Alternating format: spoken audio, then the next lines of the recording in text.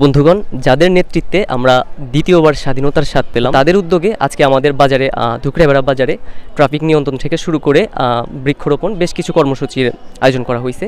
আজকে আমি সেখানেই আছি এবং আজকের যে সকল কর্মসূচি তারা করতেছে সেই সমস্ত কর্মসূচির কার্যক্রমগুলো সাজিয়ে আপনাদের দেখানোর চেষ্টা করব। বন্ধুগণ, এ এক বড়ই আনন্দ ও গর্বের বিষয়। স্বপ্নের বাংলাদেশ বিনির্মাণে নিজেদের সবটুকু উজাড় করে দিচ্ছে এদেশের সর্বস্তরের ছাত্রছাত্রীরা।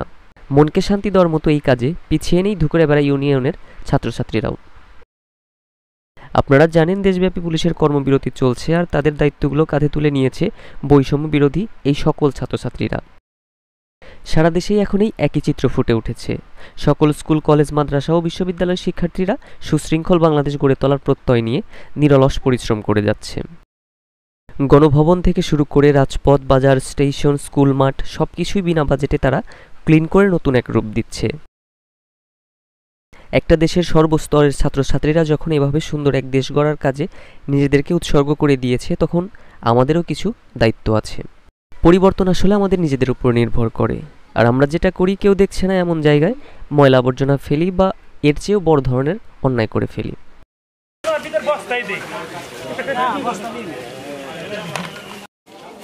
আমরা যদি নিজেরা দেশের সকল আইন শৃঙ্খলাগুলো নিজে থেকেই মেনে চলি, তবেই কিন্তু আমাদের ভাই বোনদের আত্মত্যাগগুলো সার্থক হবে।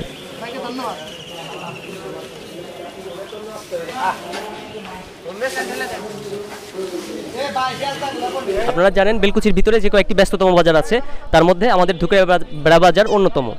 তো আজকে যে কারণে এখানে আমি আসছি, এইখানে আপনারা জানেন আমাদের বর্তমান দেশের কি অবস্থা। কোনো ট্রাফিক আইন বা ট্রাফিক যারা কন্ট্রোল করে আর কি, তারা কেউই নাই। পুলিশ বাহিনী সবাই কর্মবিরতিতে আছে। তো এই দায়িত্বগুলো এখন পালন করতেছে আমাদের সচেতন ছাত্র সমাজরা। বৈষম্য বিরোধী ছাত্র আন্দোলন আমাদের আজ সকাল থেকে ধুকড়িয়াপাড়া বাজার পরিষ্কার থেকে ট্রাফিক সব কিছু আমরা সকাল 8টা থেকে কর্মসূচি শুরু করেছি।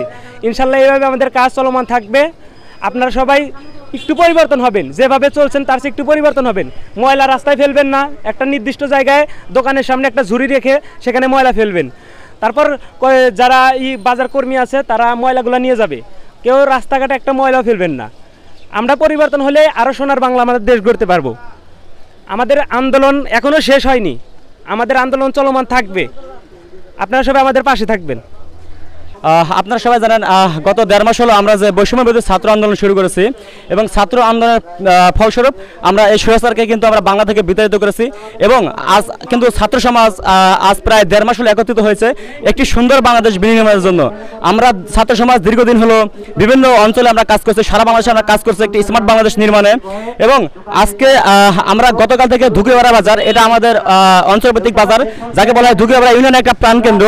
আমরা প্রাণকেন্দ্রতে গতকাল থেকে আমরা কাজ শুরু করে দিয়েছি।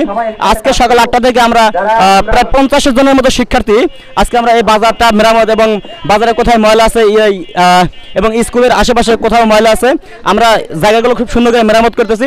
এবং আমি সার্বিকভাবে ধুকড়িয়াপাড়া ইউনিয়নের সকল মানুষজনকে আমি আহ্বান করছি, আপনারা ছাত্র সমাজের পাশে থেকে একটি সুন্দর এবং স্মার্ট বাংলাদেশ গড়ার প্রত্যয় নিয়ে আপনারা আমাদেরকে সাপোর্ট দিবেন। সবাইকে ধন্যবাদ। কালকে আমাদের গ্রামে যে অপ্রীতিকর ঘটনা ঘটেছে তার জন্য আমরা ছাত্র সমাজ আন্তরিকভাবে দুঃখিত। আমরা আমাদের গ্রামের প্রধানদের সাথে কথা বলেছি এ ব্যাপারে, তারা আমাদের আশ্বস্ত করেছে যে এরপর থেকে আমাদের মহল্লা, ইভেন আমাদের ধুকড়িয়াপাড়া ইউনিয়নে এরকম আর কোনো অপ্রীতিকর ঘটনা ঘটবে না। তারা আমাদের পাশে আছে এবং তারা আমাদের এতটুকু আশ্বস্ত করেছে আমাদের মহল্লার কোনো মানুষ যেন কোনো রকম ভয় না থাকে, তারা স্বাভাবিকভাবে জীবনযাপন করবে এবং নির্ভয়ে তারা তাদের কর্মসংস্থানে গিয়ে কাজ করবে।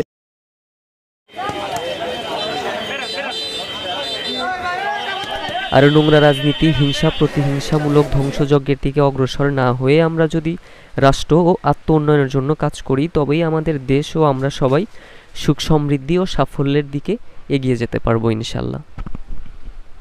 এতক্ষণ স্বপ্নবর্ণের সঙ্গী হওয়ার জন্য শুকরিয়া।